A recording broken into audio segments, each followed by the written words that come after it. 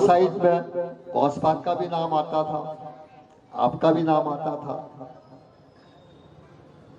تو روزانہ یہی معمول رہا آپ کا.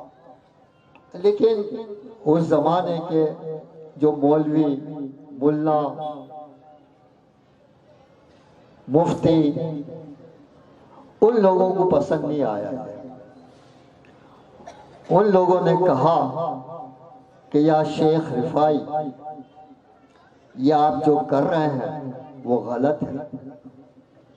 مسجد کی سین کے اندر بیٹھ کر، حرم شریف نہیں، مسجد کے باہر سین ہوتی ہے، مسجد کی سین ہوتی ہے، مسجد کی سین میں بیٹھ کر آپ دف بجاتے ہیں، یہ تو طریقہ غلط ہے. تو آپ نے کہا کہ میرے بھائی آپ اپنا کام کریں، میں اپنا کام کرتا ہوں، مجھے اللہ سے حکم ہوا ہے میں وہ کرتا رہتا ہوں، اس میں آپ کو دخل گیری کرنے کی کوئی ضرورت نہیں ہے.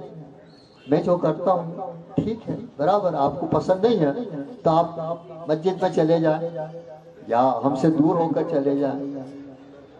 بہرحال یہ بات آپ نے نہیں مانی. اب شکایت کرنے وہ حضرت غوث پاک عبد القادر جیلانی رضی اللہ تعالیٰ عنہ کے پاس، اپنے ماموں کے پاس گئے.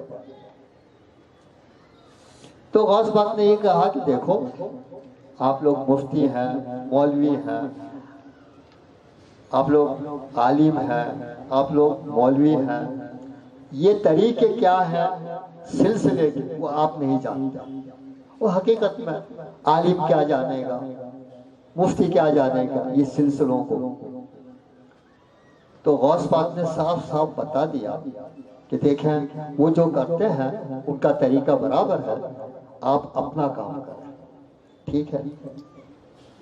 بس یہ آپ کا معمول جاری رہا جاری رہا جاری رہا. وہ سمجھاتے رہے لیکن پھر بھی آپ باز نہیں آئے. اب ان کے سر سے پانی اوپر ہو گیا، عالموں کے سر سے. یہ تو باز آئی نہ رہے، کیا کرنا چاہیے. پھر سے دوبارہ جا کر آپ نے حضور غوث پاک سے فریاد کیا. حضور غوث پاک نے کہا کہ تم دوبارہ آ گئے میرے پاس، میں نے تم کو سمجھا تو دیا تھا. تو کہ نہیں حضور، یہ بات تو بالکل صحیح نہیں ہے کہ دف بجائی جائے مسجد کی سین میں بیٹھ کر. تو بھائی ان کا طریقہ ہے، یہ بجاتے ہیں، کوئی ایسی بات نہیں ہے، بجانے دو ان کو. تو کہ نہیں، آپ کو منع کرنا پڑے گا. تو حضور غوث پاک نے کہہ دیا کہ میں منع کروں گا لیکن نقصان آپ کو ہوگا، آپ سمجھ لیں. تو کیا کوئی بات نہیں، آپ منع کریں، آپ کے بھانجے ہیں نا، آپ منع کریں. روحانیت سے، روحانی طاقت سے حضور غوث العظم دستگیر رضی اللہ تعالیٰ عنہ نے اپنے بھانجے حضرت رفاعی رحمت اللہ علیہ کو بتایا کہ میرے بیٹے یہ لوگ مان نہیں رہے ہیں، یہ برا مان رہے ہیں، اس چیز کو بدعت مان رہے ہیں اس چیز کو. بہرحال آپ یہ بند کر دیں اور ہو سکے تو اپنے روم میں جا کر یہ دف بجایا کریں تو بہتر ہوگا. بس اتنا کہنا تھا. اور سرکار رفاعی رحمت اللہ علیہ کو جلال آ گیا. جلال، ابھی رفاعی کا جلال دیکھا نہیں آپ لوگوں نے، دکھے گا کبھی، آپ دیکھ لینا. رفاعی کا جلال، رحمت دیکھیے رفاعی کی، رفاعی کا جلال نہیں دیکھا آپ نے. آپ کو جلال آ گیا حضرت رفاعی رحمت اللہ علیہ کو. اور دف جو تھی نا، دف مسجد کی سین میں بیٹھ کر دف کو اچھالا. دف ہوتی ہے نا، دف، یہ دف کو بتائیے، دف بتائیے، دف کیا چیز ہے. یہ دف کو آپ نے آسمان کی طرف اچھالا. بس اتنا اچھالنا تھا، آسمان اور زمین کے بیچ میں معلق رہ گیا. معلق سمجھتے ہیں؟ لٹکتا رہ گیا, لٹکتا رہ گیا. تف اور بج رہا ہے, بہت زوروں سے بج رہا ہے, اتنی زوروں سے بج رہا ہے اب بند نہیں ہو رہا ہے. 24 گھنٹے بج رہا ہے. اذان ہو رہی ہے بج رہا ہے, نماز ہو رہی ہے وہ بج رہا ہے. 24 گھنٹے بج رہا ہے, 24 گھنٹے بج رہا ہے, 24 گھنٹے بج رہا ہے. اب مولوی ملا اور پریشان ہو گئے کہ بھائی یہ تو پہلے ہی اچھا تھا کہ نماز کے بعد آپ بجایا کرتے تھے آدھا گھنٹہ, اب 24 گھنٹے بجتا ہے.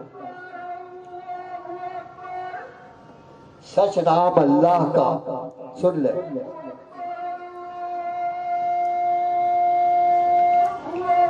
مسجد کے اوپر نماز کے وقت بھی, اذان کے وقت بھی, ہر نماز میں بجتا رہا, بجتا رہا, بجتا رہا, اور وہ بھی بڑی زوروں سے بجتا رہا, بڑی زوروں سے بجتا رہا. پھر عالم لوگ, مفتی, مولوی شکایت لے کر گئے غوث الاعظم دستگیر کے پاس کہ آپ نے بھانجے نے تو بہت غضب کر دیا. تب اچھالا جلال میں, آسمان میں معلق رہ گیا اور بج رہا ہے. اب تو اور بھی پریشانی ہماری بڑھ گئی. تو غوث پاک نے یہ کہا کہ دیکھو میں پہلے ہی کہہ رہا تھا, وہ میرا بھانجا جو ہے نا بہت جلالی ہے, اور جب جلال آتا ہے نا اس کو تو میں بھی پیچھے ہٹ جاتا ہوں. اب تم اتارو, تمہارے میں طاقت ہو تو کیا سرکار ہم میں تو طاقت نہیں ہے, آپ اتارے. تو کہہ رہے غوث اعظم حضور غوث پاک کہہ رہے ہیں کہ میری بھی طاقت نہیں ہے اتارنے کی. اب تو وہی بھانجا اتارے گا, میں نہیں اتار سکتا, کہ اس کی بات میں دخل بھی نہیں کر سکتا, کیونکہ اللہ کا نا اس کا معاملہ ہے, میں دخل نہیں کر سکتا. بہرحال آپ نے روحانیت سے اپنے بھانجے کو سمجھایا کہ احمد آپ اتنے جلال میں نہ آئیں اور اتار لیں اس کو. وہ لوگ معافی مانگتے ہیں, جا کے پیر پکڑے عالموں نے, مفتیوں نے, مولویوں نے, اور کیا سرکار ہم سے غلطی ہو گئی, آپ بھلے یہاں سین پہ بجایا کریں لیکن اس کو وہاں سے اتاریں. ایک اشارہ کرنا تھا, آنکھ کا اشارہ ہوا, تو یہ راتب رفاعی یہ وہی چیز ہے.